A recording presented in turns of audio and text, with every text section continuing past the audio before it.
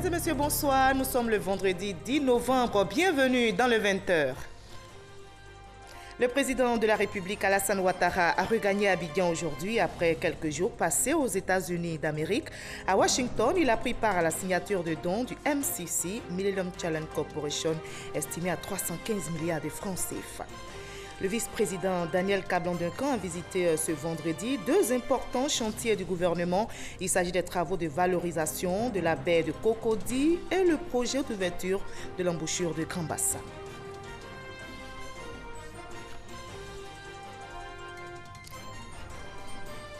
Le ministre d'État, ministre de la Défense, Ahmed Bakayoko, en visite de travail en France, a été reçu par son homologue français des armées.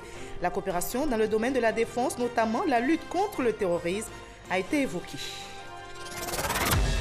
Soyez les bienvenus sur RTI1. La victoire à tout prix, c'est l'ambition affichée par les éléphants de Côte d'Ivoire qui affrontent demain, samedi 11 novembre, au stade Félix Houphouët-Boigny, l'équipe nationale du Maroc.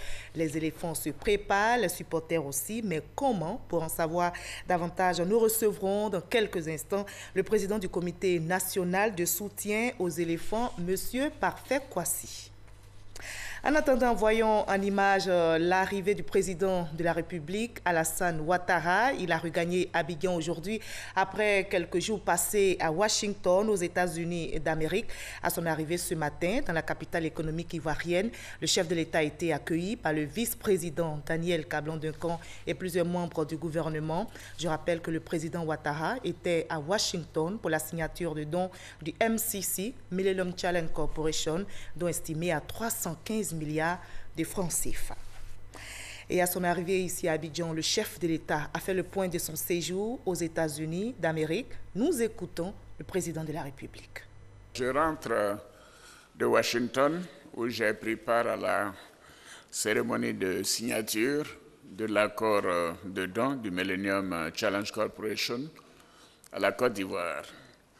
Le Millennium Challenge Corporation est un programme d'aide bilatérale du gouvernement des États-Unis en faveur des pays qui ont rempli des indicateurs de mesure de performance en matière de bonne gouvernance, de respect des droits de l'homme et de bonne gestion économique.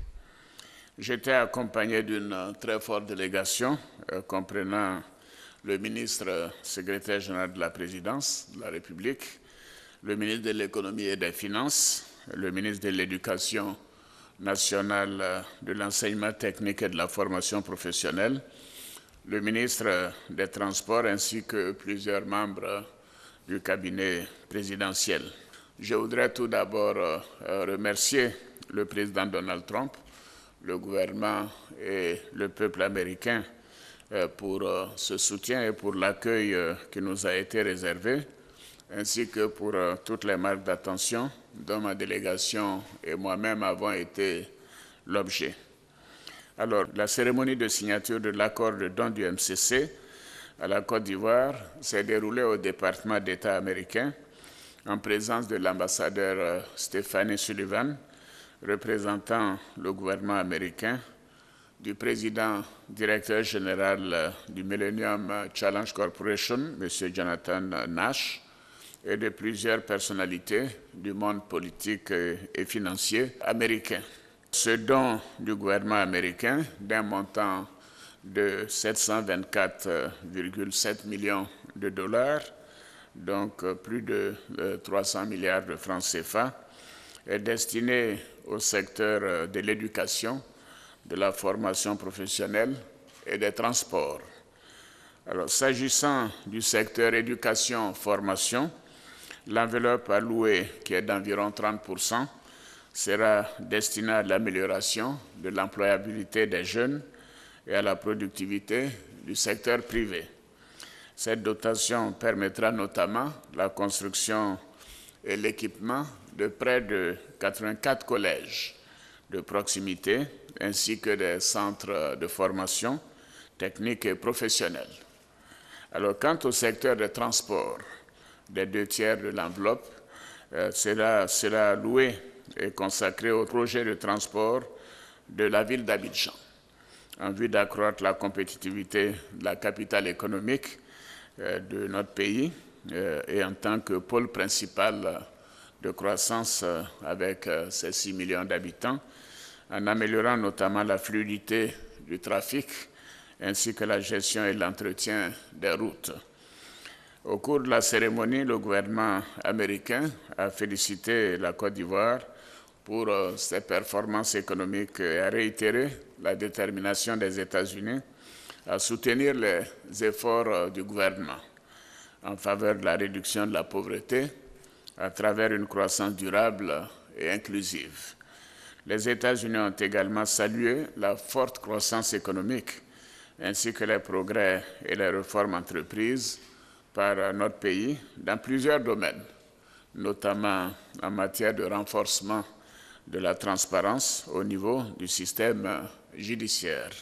En marge de la cérémonie de signature de cet accord, nous avons eu un entretien avec le sous-secrétaire au Trésor américain, M. David Malpass, qui a également félicité la Côte d'Ivoire pour nos performances économiques et a réaffirmé la détermination du gouvernement américain à œuvrer au renforcement de la coopération bilatérale entre la Côte d'Ivoire et les États-Unis. J'ai également effectué une visite au siège de la Banque mondiale et du Fonds monétaire international. Alors, à la Banque mondiale, j'ai eu l'occasion de faire une communication sur le thème de la crise à la stabilité, expériences et leçons à retenir de la Côte d'Ivoire. À cette occasion, j'ai mis en exergue les efforts déployés par le gouvernement, notamment dans les secteurs de la santé, de l'éducation et des infrastructures, en vue de relancer l'économie et stabiliser le pays après la crise post-électorale de 2010. C'était important de montrer comment un pays qui a été plongé dans une crise majeure a pu se redresser et permettre une croissance économique très forte, pas seulement pendant 2 ou 3 ans, ce qui est facile, mais pendant une période plus longue, comme c'est le cas de notre pays. J'ai eu également un entretien en tête-à-tête suivi d'un déjeuner de travail avec le président de la Banque mondiale, M. Jim Kim. Et alors au Fonds monétaire international, mon ancienne maison, j'ai eu une rencontre avec le premier directeur général adjoint, M. David Lipton, avant de faire une adresse au conseil d'administration de cette institution, au cours de laquelle j'ai donc indiqué le parcours que nous avons eu à faire, aussi bien au niveau donc de l'opposition que bien sûr à notre arrivée aux affaires. J'ai relevé les bonnes performances de l'économie ivoirienne et j'ai notamment insisté sur la nécessité d'une plus grande démocratisation au Fonds monétaire international pour tenir compte de la voix des pays émergents et des pays en voie de développement. Alors, les membres du conseil d'administration du FMI ont félicité notre pays pour les succès économiques enregistrés au cours des 6 dernières années et ont apporté leur soutien et leur encouragement à notre pays qui ont selon eux un modèle unique. Enfin, j'ai fait une communication au Centre d'études stratégiques internationales, qui est un prestigieux cercle de réflexion et d'influence aux États-Unis. À cette occasion, j'ai présenté les recettes entre guillemets qui ont permis de relancer l'économie ivoirienne, notamment les mesures urgentes que nous avons développées déjà depuis l'hôtel du Golfe pour la mise en place d'un programme présidentiel d'urgence et ensuite tous les efforts qui ont été faits pour la réhabilitation des universités, des infrastructures de base, des écoles, des hôpitaux, des routes et ainsi de suite. Mais j'ai insisté sur le fait que la première chose importante, c'est un bon cadrage macroéconomique. S'assurer que le pays ait bien sûr une bonne croissance, mais également qu'elle arrive à maîtriser le déficit budgétaire et l'inflation et à bien orienter les priorités pour être sûr que, bien évidemment, dans la mise en œuvre, la rigueur et la bonne gouvernance doivent être de mise. Alors, j'ai fait mention des réformes engagées dans le secteur du cacao et de la noix de cajou pour dire que notre ambition maintenant, c'est de passer à la transformation de ces deux produits dont nous sommes les premiers producteurs au monde. Nous avons également mentionné les investissements massifs qui ont été faits dans le secteur de l'énergie, ainsi que les dépenses pour la partie de la population la plus défavorisée, en vue d'améliorer les conditions de vie des Ivoiriens en général. Grâce à ces performances, notre pays est donc l'une des économies les plus dynamiques au monde, avec un taux de croissance moyen annuel de plus de 9%. Et ceci est vraiment exceptionnel et je crois que nous devons le dire avec beaucoup de fierté. Je félicite le gouvernement pour cette performance qui est unique, non seulement sur le continent, mais également dans le monde. J'ai aussi présenté les opportunités d'affaires qu'offre notre pays grâce aux mesures engagées en matière de lutte contre la corruption, l'amélioration du climat des affaires, la place stratégique de notre pays au sein de l'UEMOA et de la CEDEAO, ainsi que la politique d'ouverture de la Côte d'Ivoire.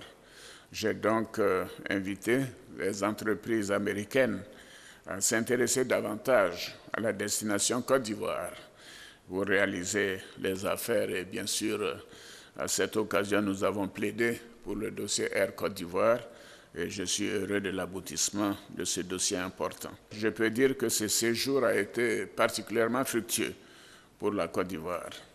Il a permis de renforcer les relations d'amitié et de coopération entre les États-Unis et notre pays et de nouer des contacts utiles pour l'avenir.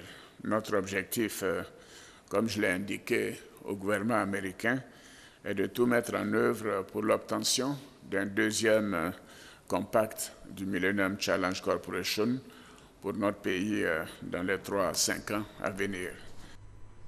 Voilà, et c'était l'intervention du président de la République sur sa mission aux États-Unis d'Amérique. Le vice-président Daniel Kablan-Duncan a visité ce vendredi 2 importants chantiers du gouvernement. Il s'agit des travaux de valorisation de la baie de Cocody et le projet d'ouverture de l'embouchure de Grand Bassam. Le vice-président ivoirien assure que les délais seront tenus, comme nous l'explique Viviane Aimé. Lancés depuis le 18 janvier 2016, les travaux de sauvegarde et de valorisation de la baie de Cocody, après une première phase qui a consisté en des travaux de dragage de la lagune polluée, sont entrés désormais dans la phase 2 du projet qui consiste en la réalisation des infrastructures prévues par le projet, à savoir l'aménagement des berges, la construction d'une marina, la construction d'immeubles et d'un parc urbain qui comportera des infrastructures commerciales et de loisirs. Le vice-président de la République, Daniel Kablan-Duncan, en visite ce vendredi sur le chantier de la baie de Cocody, tenait à s'enquérir de l'état d'avancement des travaux. L'expertise marocaine qui existe sur le dossier, l'expertise ivoirienne, dans ce dossier, nous allons avoir un projet qui va faire en vie. Et c'est un exemple extraordinaire de coopération sud-sud. C'est ça que moi je retiens à ce sujet. C'est un dossier qui va changer le visage à la fois donc, de la ville d'Abidjan, mais singulièrement du plateau et de Cocody. Je pense que c'est tout ça sur lequel il faut qu'on se concentre et faire en sorte qu'on puisse aller de l'avant. Abidjan accueillera à la fin de ce mois de novembre le sommet Union européenne-Union africaine. Dans la perspective de cette importante rencontre, le vice-président de la République a souhaité que certaines dispositions soient prises au niveau de la conduite des travaux. Nous souhaitons que les abords soient propres, puisque vous savez, nous allons avoir les 29 et 30 novembre prochains un sommet donc, des États membres de l'Union africaine et de l'Union européenne qui sont ici. Beaucoup de chefs d'État et de gouvernement ont confirmé leur présence ici. Au départ, on pensait avoir 4000 personnes, on peut dépasser même peut-être les 7000, de ce qu'on croirait savoir. Donc il va y avoir une affluence ici et il faut que la ville d'Abidjan porte sa plus belle robe, si je puis dire, soit totalement propre. Madame le vice travaille déjà en amont sur ce dossier. Et je pense, comme il s'agit d'un grand chantier, que les gens, en passant, vont certainement regarder des véhicules, puisque quand vous passez là-haut, vous voyez cela, que peut-être on nettoie ça. Je crois que vous avez entendu qu'on est tous d'accord que ce nettoyage sera donc fait. Et je crois que c'est pour le bien donc au niveau d'Abidjan. cet important chantier, financé à hauteur de 282 milliards de francs par l'État de Côte d'Ivoire, la Banque islamique de développement et la Banque arabe pour le développement économique en Afrique, BADEA, est conduit sur le terrain par Marchik Ahmed, société d'État marocaine qui a une expertise dans ce type d'ouvrage. Le projet sera achevé en 2020. Autre grand projet du gouvernement, l'ouverture de l'embouchure de Grand Bassam. Le vice-président de la République, Daniel Kablan-Duncan, s'est rendu sur le site de l'embouchure à Grand Bassam après sa visite de la baie de Cocody. Ce projet tant attendu par les populations de Grand Bassam en raison de son impact sur le développement général de la région, car l'ouverture de l'embouchure va permettre la création d'un port à bateau à Grand Bassam, ainsi que le développement des activités de pêche et avec aussi la construction à Grand Bassam d'un débarcadère à poissons offert par le roi du Maroc. Cette visite du vice-président de la République ce vendredi sur le site de l'embouchure était porteuse de bonnes nouvelles pour les populations de Grand Bassam, car l'annonce a été faite que les travaux vont démarrer effectivement au cours du premier semestre 2018 pour s'achever en 2020. En outre, les travaux de construction du débarcadère pour la pêche traditionnelle seront réalisés dans le même temps. Le ministre des Ressources halieutiques a présenté le site retenu. C'est un projet de 20 milliards à peu près, c'est 19,12 milliards, mais j'arrondis ça à 20 milliards de francs CFA, qui va se faire pour l'embouchure. Mais l'embouchure seule, comme c'était indiqué, ne suffira pas. Il faut faire des éléments conjoints pour aller de l'avant. Comme Sa Majesté Mohamed VI, que Dieu l'assiste, avait décidé de faire un débarcadère ici à Grand Bassam. Nous sommes venus voir à la fois l'embouchure, mais aussi voir, disons, que le débarcadère qui va se faire ici. Par ailleurs, avec les Italiens, il était question aussi de mettre une sorte de petit, disons que, arsenal donc, maritime ici, qui fait qu'il va y avoir donc une conjonction d'un certain nombre d'éléments, avec notamment le quartier historique de Grand Bassam, de manière à ce qu'on ait une cité à la fois balnéaire, touristique, culturelle, de manière à ce qu'à partir d'Abidjan, pour les week-ends, les gens peuvent venir ici pour beaucoup de choses et se reposer, prendre des poissons, etc. Et c'est des synergies extraordinaires. Le chantier d'ouverture de l'embouchure de Grand Bassam sera également conduit par la société d'État marocaine Marchik Ahmed.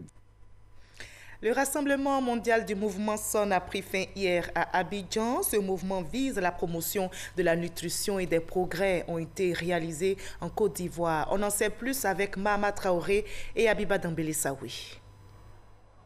Pari de l'organisation réussi pour la Côte d'Ivoire, premier pays hôte du rassemblement annuel du mouvement mondial Scaling Up Nutrition, en abrégé SAN. De l'avis de Anthony Lake et de Gerda Verbourg, respectivement président et coordonnatrice du mouvement SAN, la rencontre d'Abidjan a été un succès. Un succès suscité en majeure partie par l'hospitalité ivoirienne. Sur le fond, ce 5e rassemblement annuel a dessiné les contours d'un lendemain meilleur pour la lutte contre la malnutrition. Le message qui ressort de ces 3 jours de rassemblement, c'est de faire en sorte qu'il y ait un engagement franc des politiques de chaque pays. Deuxièmement, que l'on continue de se mettre ensemble pour manifester notre désir de réduire la pauvreté dans le monde. Troisièmement, de faire ensemble que nos enfants puissent grandir de façon saine. Selon le vice-président Daniel Kablan-Duncan, les conclusions de ces travaux vont contribuer à optimiser la mise en œuvre des politiques de nutrition dans chaque pays membre. Le partage d'expériences, les idées novatrices développées lors de ces fructueuses discussions permettront à chaque pays et aux partenaires techniques et financiers de mieux cibler les leviers à actionner en vue d'obtenir des résultats rapides mais aussi efficaces. En effet, nos pays, et la Côte d'Ivoire en particulier, continuent de faire des efforts en vue de conforter et de renforcer les acquis. Toutefois, le concours tant financier que technique de l'ensemble de nos partenaires est nécessaire, notamment dans le contexte de réduction des marges de manœuvre budgétaires des pays en développement. La déclaration qui a sanctionné ces assises a été baptisée le message d'Abidjan sur la nutrition. Le vice-président Daniel Kablan-Duncan a été chargé par le mouvement mondial SAN de transmettre ce message au prochain sommet Union africaine, Union européenne qui aura lieu fin novembre à Abidjan. Korogo, dans la région du Poro, a abrité les premières journées des chefs d'entreprise ce vendredi. L'objectif de ces journées, redynamiser l'activité économique dans les régions. Le Premier ministre Amadou Gon Coulibaly s'engage à soutenir cette initiative. Le compte rendu d'Herman Guivet dans nos prochaines éditions. Et plus loin, en France, le ministre d'État, ministre de la Défense, Ahmed Bakayoko, en visite de travail, a été reçu par son homologue français des armées. La coopération dans le domaine de la défense, notamment la lutte contre le terrorisme, a été évoquée au cours de cette rencontre. Abou Sanogo pour nous expliquer. L'axe Abidjan-Paris se renforce. La Côte d'Ivoire et la France renforcent leur coopération sécuritaire. Hôtel de Brienne, rue Saint-Dominique à Paris. Le ministre d'État, ministre de la Défense Ahmed Bakayoko, en visite de travail, accueilli par son homologue française des armées, Florence Parly.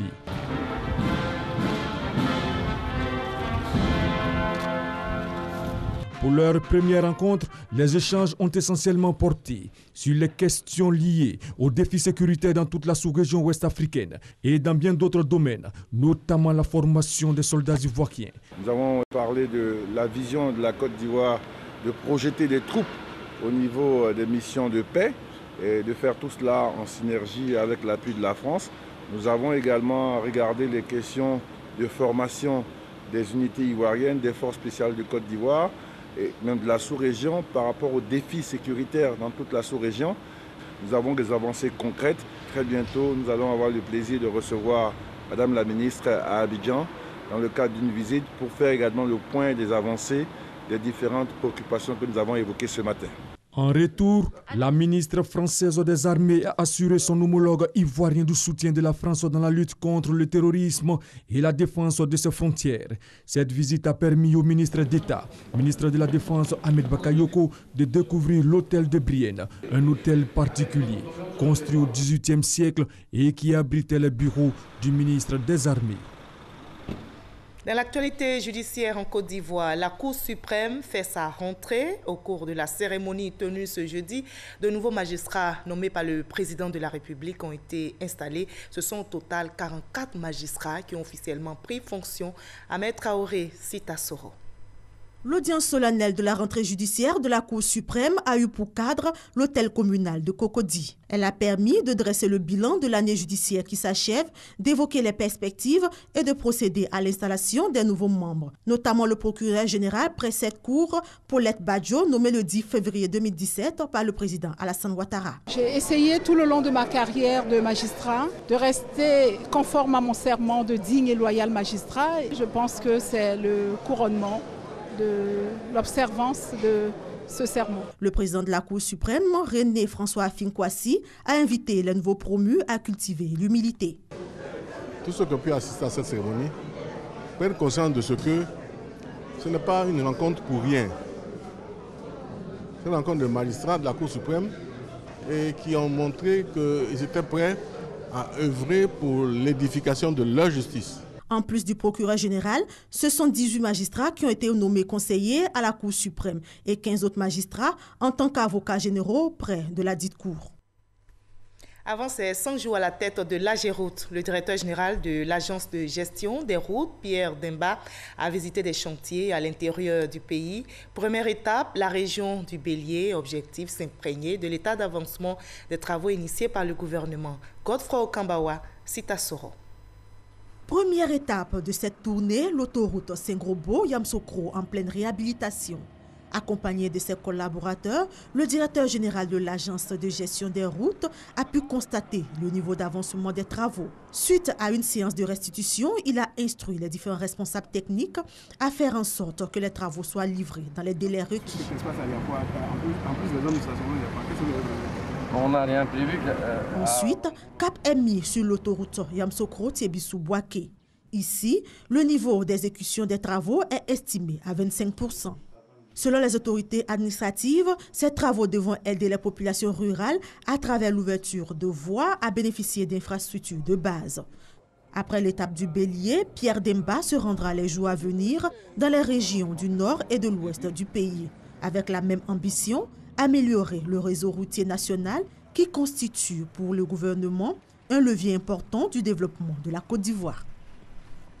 Et on va rester sur les routes pour parler des travaux de réhabilitation de la nationale A3, précisément l'axe Bouaké-Fekese-Dougou. Les travaux vont démarrer. Le Premier ministre Amadou Gon Coulibaly va donner le coup d'envoi demain samedi 11 novembre.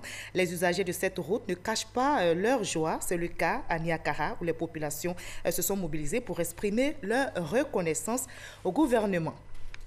Et les éléphants de Côte d'Ivoire se préparent à accueillir, donc à affronter les Marocains demain. C'est un match décisif car les éléphants doivent absolument l'emporter s'ils veulent se rendre en Russie pour le mondial. Le reportage de nos confrères de RTI Sport. Les éléphants jouent gros ce samedi face au Maroc. Un match de poule qui est devenu un match de coupe. Une finale à gagner impérativement pour la troupe de Villemotte.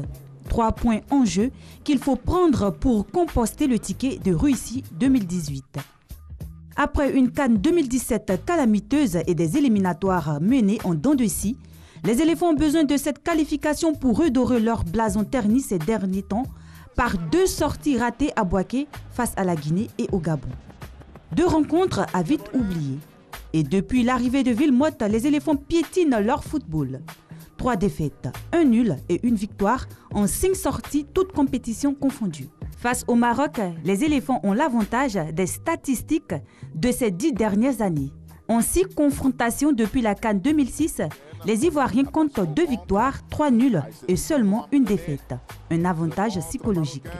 Un avantage sur papier car les cartes sont en faveur des Lions de l'Atlas avec un petit point d'avance sur nos Pachidèmes. Un nul suffit au bonheur des Marocains. En 5 sorties dans ces éliminatoires, les éléphants enregistrent 2 victoires, 2 nuls et 1 défaite. Ils ont marqué 7 fois pour 3 buts encaissés, soit à une moyenne de 1,4 par match. Ce samedi, c'est d'un match référence que les Ivoiriens ont besoin. Celui qui doit faire chavirer de bonheur toute une nation. Et un match comme celui-là se gagne avec le cœur.